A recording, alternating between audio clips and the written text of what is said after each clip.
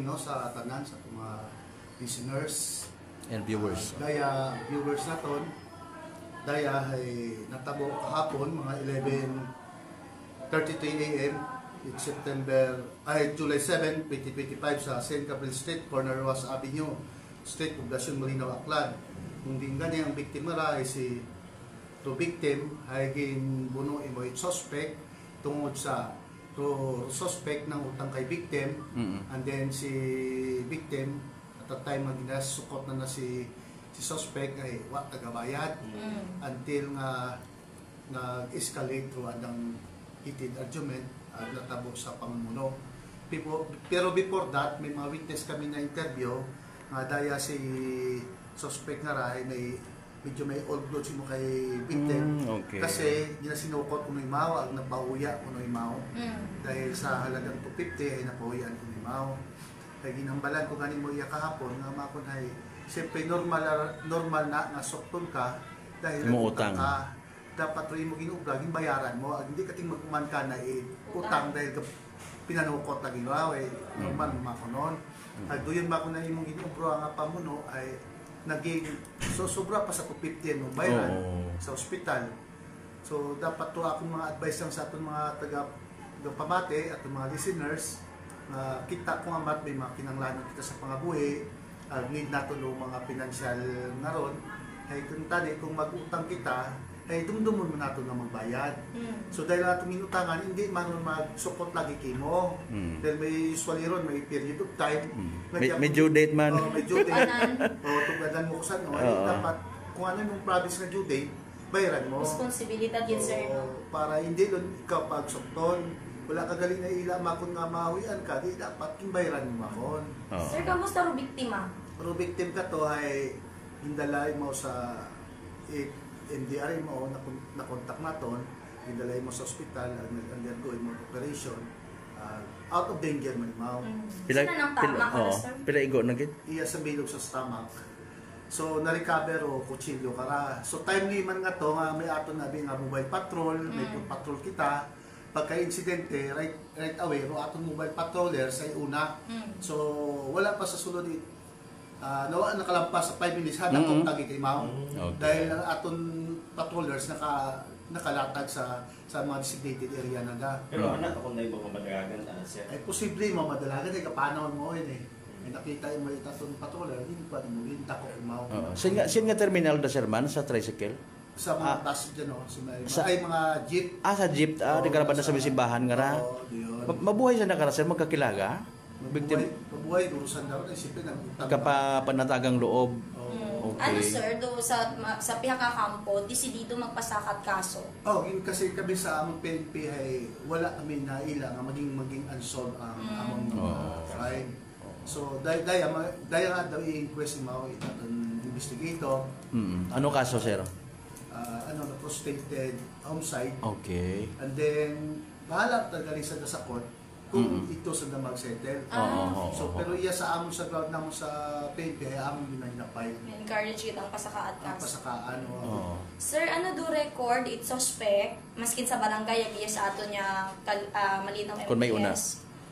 Wala matay mo record niya sa barangay. So far, wala matay mo nakaabot yung mga record niya sa aton. Galing at that time, ay before pagkagabi ka rin nakainom siguro imaw. So pagkaaga medyo may hangover pa. So yun na tabo ron. Siyempre may mga witness man na nagambal ka mo na nakaistorya na daya man nga siyaw maray doon man nakaimuno ka na. Pero victim nga na sir ay naka-complain man na iyan diya before nga abi sir di magbayad si kuan nga ra. Wa man 250 man ang usually karon ay pang barangay man on. Ay siguro lang yung sinukot ay medyo wa magtaksay kung ano reason nga wa lagi nagbayad. Sa initial sir namon nga informant nabuo nga mga istorya no.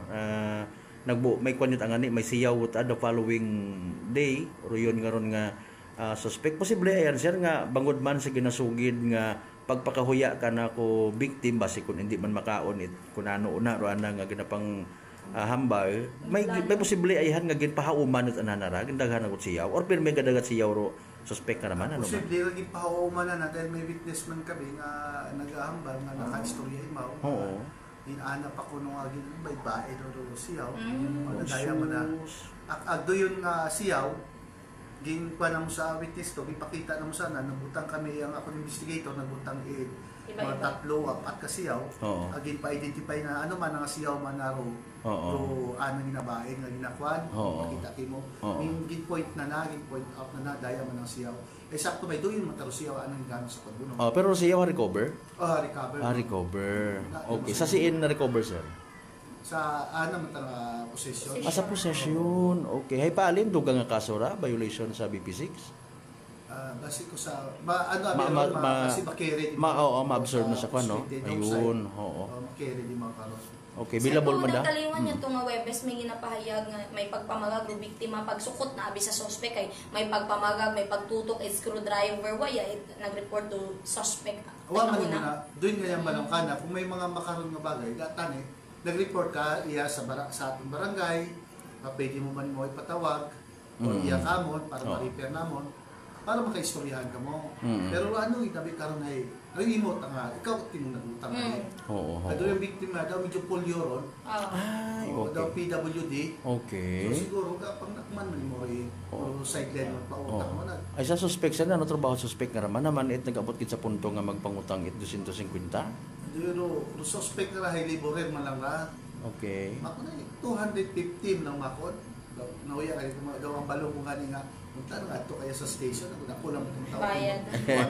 Basta hindi na ko mag-away. Oo. Dahil na-prevent na to ng mga ano, it's better na ma-prevent na to ng mga matabo ng mga krimen kaysa may matabo, although nga sobi mo, pero better niya po uwa matabo. Sir, yung sa Banwat Malinaw, medyo for the record, kagabahanan, yung mga insidente yung ginaresponde, mga pagpamuno.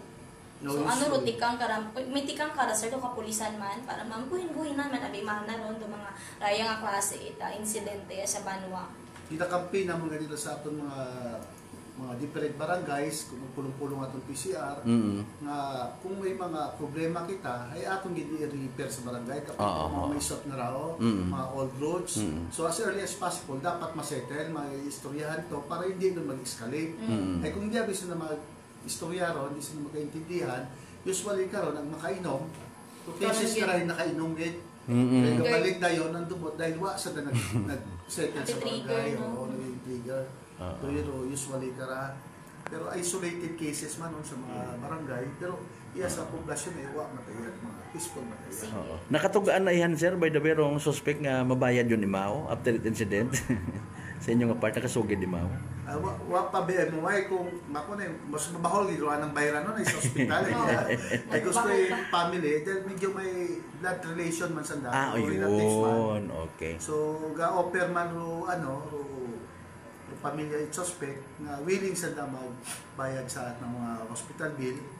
Ay do yun ro kuan ay tambal man sa piyak sa part 8 so victims ay iproseso na to.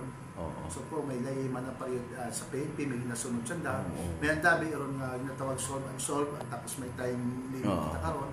So pag may file na to ng kaso pwede matsa na mag-ayos sa court. Sa court yun. Halimbawa, sir, sorry, interrupt ako. Kung halimbawa, total mention man niya medyo related man sa magkadugo. Kung makarang agahon, may mag-agtorya nga mag-mediate between the pamilya, for settlement na lang sir, hindi na lang kami-kami man na lang kara. I-pursut agyapon natin ito kaso.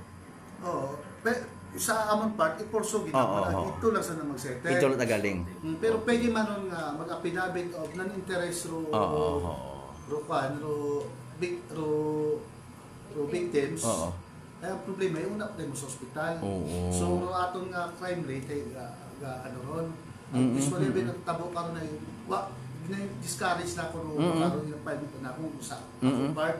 Kasi ro maguguwa karon na magiging collector kami nga PNP. Yes. Nag-promise nga bayran. So pero nag-violate ng interest. Pasaka after mga 1 month wa na bayre gari. For example, hospital bill is 50,000.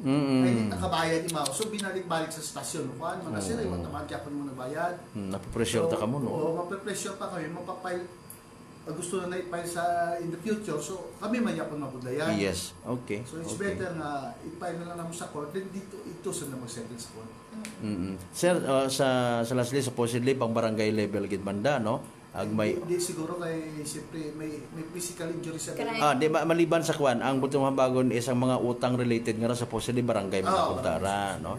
Okay, may advice kita sir nga abi kunta mas mayat hindi ta makaabot sa aton yung mga kapulisan ag maglala parong insidente. Okay, mention mo kay na sa dapat sa barangay pa ayuson Sa nga. barangay pa lang, halimbawa kung nag-utang kita sa atong neighbor, Oo. tapos medyo hindi kita ka bayad, mag-promise na kita ka na, tapos yung department sa nagpautang, kung medyo mabudlay, pwede na itong ipatawag na sa Oo. sa barangay, tapos mag-ubra ka mo settlement kung saan o di mo iba mabayad, at kung hindi mo maging man magbayad, pwede man i-endorse Oo. sa station para mapailan na ito kaso ng stapa. Okay. Sige sir, thank you gid sir sa information nga na. Ag mabuhay rong malinaw PNP. Thank you so much. Thank you very much, sir.